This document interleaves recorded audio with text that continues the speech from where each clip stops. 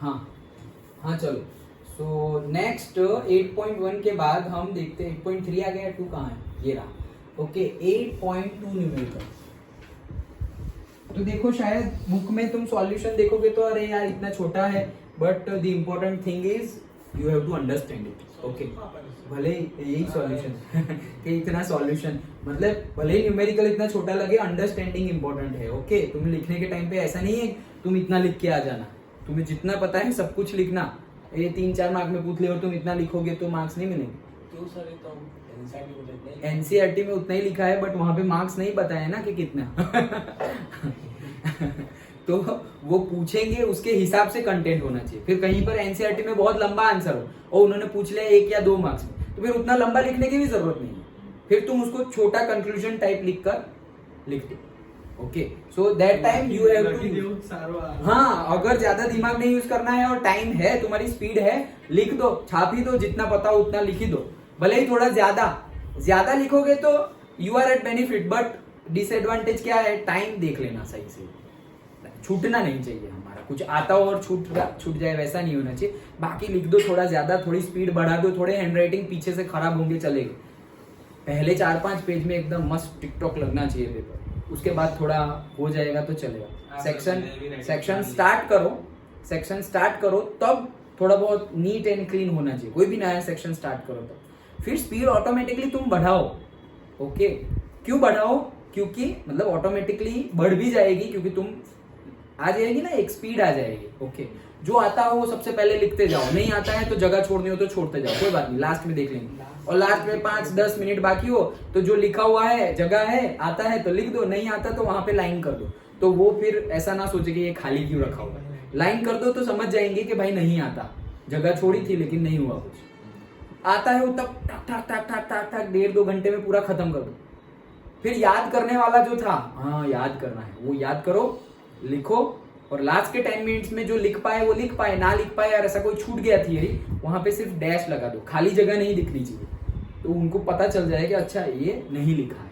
ठीक है ओके चलो क्या बोल रहे हैं, arrange the following compounds in the increasing order of their boiling point. 8.2 में क्या बोल रहे हैं कि बस एकदम सिंपल, क्या इनको increasing order of boiling point में हमें लिखना है, मतलब किसका बॉइलिंग पॉइंट सबसे ज्यादा होगा। हाँ क्या ऐसे क्वेश्चन अभी मैंने सैंपल पेपर में देखे, इंक्रीजिंग डिक्रीजिंग वाले, ये सब सेक्शन भी मतलब 2 नंबर वाले में आ रहे हैं। हाँ यस पूछ सकते हैं ना, सिर्फ 2 नंबर में ही आ रहे हैं, ऐसा हो रहा है। हाँ मतलब 2 नंबर या 1 नंबर, 3 में तो कैसे आएगा। हाँ बॉइलिंग पॉइंट इंक्रीज डिक्रीज हम एक्सपेक्ट भी नहीं करना है। बेस होते हैं ना, उनमें जो सब पार्ट होते हैं ना, उनके अंदर एक पार्ट में आ जाता है। हाँ वो फिर वही हुआ। यस तो अगर बड़े ज्यादा मार्क्स में है तो वो सब पार्ट में आ जाएगा, अदरवाइज इसको तुम 2 से ज्यादा मार्क्स में एक्सपेक्ट ही मत करो कि सॉल्युबिलिटी का कुछ फिजिकल प्रॉपर्टी बेस्ड है ये बॉइलिंग पॉइंट, मतलब तो फिजिकल प्रॉपर्टी में सॉल्युबिलिटी आ सकती है और से बॉइलिंग पॉइंट आ सकता है। और हम कंपेयर किससे कर रहे हैं, हमने देखा था, चलो यहाँ ध्यान दो, तो हमने कंपेयर किया था कि जो सेम मॉलिक्यूलर मास वाले होते हैं उसके साथ हमें कंपेयर करना है। ओके चलो तो क्या क्या गिवन है, पहला तो देख लो यहाँ पर 1 2 3 4 कार्बन वाला अल्डिहाइड गिवन है, मतलब ब्यूटेनल गिवन है। क्या गिवन है, ब्यूटेनल। ओके सो हम लिख देते हैं ब्यूटेनल गिवन है। अच्छा ठीक है, फिर नेक्स्ट क्या गिवन है, 1 2 3 4 दैट्स इट, 1 2 3 4 और फिर OH, मतलब ब्यूटेनॉल गिवन है। ओके तो एक अल्डिहाइड है, एक अल्कोहल है। नेक्स्ट C2H5 मतलब इथाइल। ओके तो इथाइल है, यहाँ पर भी इथाइल है और बीच में O है, मतलब ये क्या है, ईथर है। ये क्या है, ईथर। तो ये क्या है, डाई इथाइल ईथर और इथॉक्सी इथेन, जो भी बोलना हो बोलो। ओके डाई इथाइल ईथर और इथॉक्सी, छोटे को ऑक्सी बड़े को अल्काइल, ऐसा याद किया था हमने, छोटे को ऑक्सी लेकिन यहाँ तो दोनों सेम है, तो इथॉक्सी इथेन। तो इथॉक्सी इथेन मतलब ईथर गिवन है। और लास्ट में कौन है, 1 2 3 4 बस, और कोई फंक्शनल ग्रुप नहीं। तो ये कौन है, ब्यूटेन गिवन है, नॉर्मल ब्यूटेन, और सिंपली लिख दो ब्यूटेन। डन। हाइड्रोजन हाँ सही है, ब्यूटेन ही है। ओके सो इनकी कंपैरिजन करनी है हमें कि इसमें से किसका बॉइलिंग पॉइंट ज्यादा होगा। हमने ऑलरेडी फिजिकल प्रॉपर्टी में ये डिस्कस किया था कि भाई हाइड्रोकार्बन जो होता है उसका बॉइलिंग पॉइंट हम सबसे कम रखते हैं, सबसे कम होता है इन द सेंस। ओके, क्या हम ये सबको पहले तो कंपेयर कर सकते हैं? तो हमने क्या बोला था, कंपैरिजन करने के लिए अपनी लेवल के होने चाहिए, मतलब हमने बोला था कंपेरेबल मॉलिक्यूलर मासेस। ऐसा नहीं करना है कि तुम मिथेनॉल की कंपैरिजन से हेक्सेनॉल से कर रहे हो, तो ऑब्वियसली हेक्सेनॉल का बॉइलिंग पॉइंट ज्यादा आएगा compare to the methanol, okay, methanol. But हमें किसके साथ करना है, कंपेरेबल मॉलिक्यूलर मासेस, मतलब जिनके मॉलिक्यूलर मास ऑलमोस्ट सेम जैसे हो। तो हम तो कंपेयर नहीं करेंगे क्योंकि हाइड्रोकार्बन का मॉलिक्यूलर मास जनरली कम आता है, ओके, बट फिर भी उन्होंने गिवन है तो हम कंपेयर करेंगे। अदरवाइज हमने थियरी में पढ़ा था कि कंपेयर कब करना है, जब तुम्हारा मॉलिक्यूलर मास कंपेरेबल हो, अदरवाइज कैसे कंपेयर करेंगे, ओके। तो ब्यूटेन का, हाइड्रोकार्बन का मॉलिक्यूलर मास सबसे कम भी है, ओके, और उसका बॉइलिंग पॉइंट भी सबसे कम है। क्यों? तो यहाँ पर सिंपली बॉन्डिंग कौन से होते हैं, वीक वांडरवाल्स फोर्स होते हैं। कार्बन हाइड्रोजन कार्बन कौन से बॉन्ड होते हैं, वीक वांडरवाल्स बॉन्ड होता है, तो वांडरवाल बॉन्ड तो इजीली टूट जाएंगे, तो बॉइलिंग पॉइंट इतना हाई होगा नहीं। अब मेरे पास तीन चीजें हैं, अल्डिहाइड है, अल्कोहल है और ईथर है। हमने देखा था ईथर है, तो ईथर भी हाइड्रोकार्बन के बाद लीस्ट ही होता है, सबसे लीस्ट होता है हाइड्रोकार्बन और फिर आता है हमारा ईथर, ओके। क्यों? क्योंकि ईथर में भी पोलैरिटी इतनी डेवलप होती नहीं है।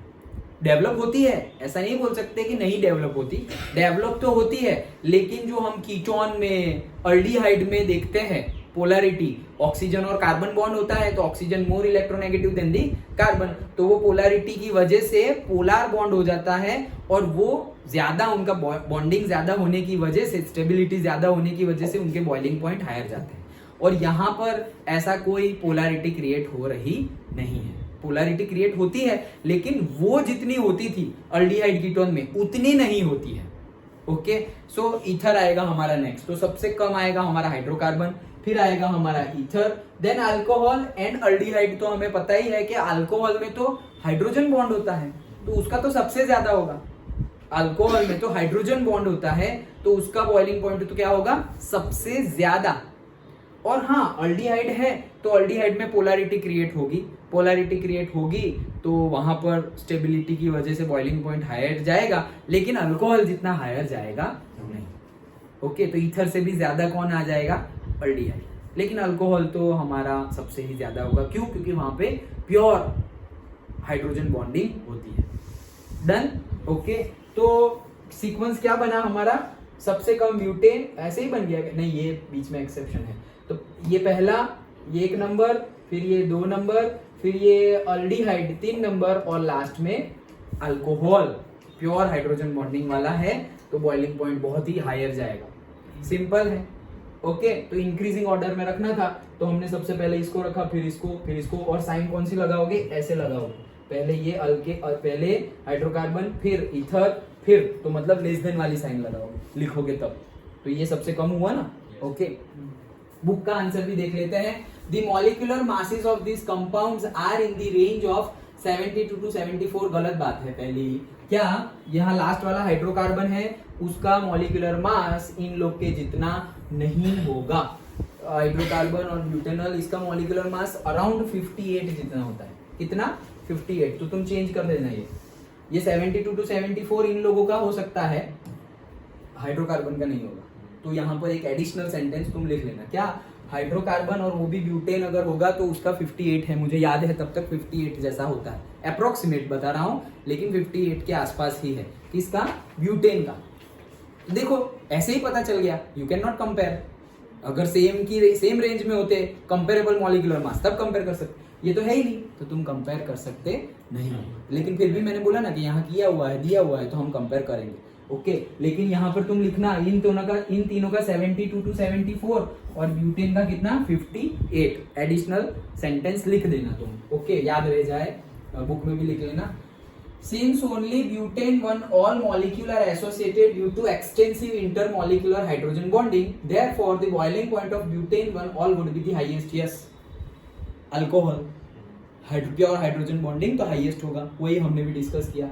Next, butanol is more polar than ethoxyethane. Yes, वो भी हमने बोला, पोलैरिटी तो होगी ही, अल्डिहाइड में पोलैरिटी होगी, ओके, और वो ज्यादा होगी compare to the ether.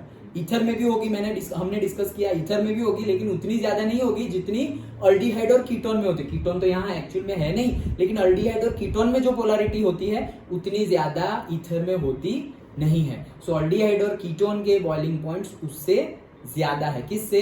Ether से। ओके, सो यहाँ पे बोला ही गया है, क्या बोला है? Butanol is more polar, yes, therefore the intermolecular dipole dipole interactions is stronger. Okay, तो स्ट्रॉन्गर होंगे कौन से? डाइपोल डाइपोल इंटरेक्शंस, किसमें? अल्डिहाइड और कीटोन में, compare to the ether. Okay, तो सबसे पहले अल्कोहल, उसके नीचे अल्डिहाइड और कीटोन। ओके, तो हमारा कीटोन तो है नहीं, तो अल्डिहाइड। फिर थर्ड जो आता है, मतलब नीचे से थर्ड, ओके, वो कौन है? N pentane. पेंटेन कहाँ है भाई? हाँ? गलत, एन ब्यूटेन भाई, ब्यूटेन गिवन है, पेंटेन थोड़ी गिवन है। तो वो पेंटेन बोल रहे हैं ना, हाँ यस, वो पेंटेन बोल रहा है, इसीलिए 72 to 74, तो that is a mistake. Okay, pentane का ले सकते हो तुम कंपेरेबल मॉलिक्यूलर में 72 to 74, लेकिन हमें ऊपर क्या गिवन है? ब्यूटेन। तो ब्यूटेन का मैंने बोला ना 58 जैसा होता है, अंडरस्टूड? ओके, तो ये गलत है, तो इसलिए, लेकिन अगर पेंटेन होता तो भी वही नीचे आता, सबसे लीस्ट उसका ही होता, क्योंकि वो हाइड्रोकार्बन है। पेंटेन होता तो भी वो नीचे ही आता। डन, समझ में आ गया? ओके, हाँ, तो यहाँ पर क्या आ गया हमारा?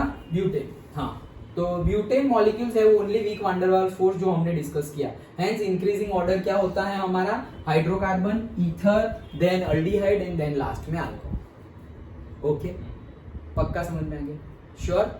क्या बोला हमने यहाँ पर? सिर्फ हमें बॉइलिंग पॉइंट डिस्कस करने थे। तो ये तो हमने याद है, ऐसे 3 लिखे हुए थे और यही लिखे हुए थे ब्यूटेन। नेक्स्ट चैप्टर में होंगे या यही चैप्टर में?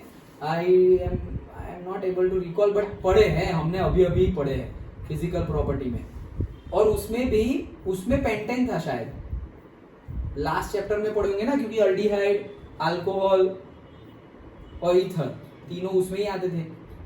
Aldehyde, ketone and carboxylic acid, ये रहे, मिल गया, ये देखो, एन ब्यूटेन आ गया 58, देखा वही। ओके, हमारा 58, लेकिन व्हाटएवर, उन्होंने पेंटेन बोला।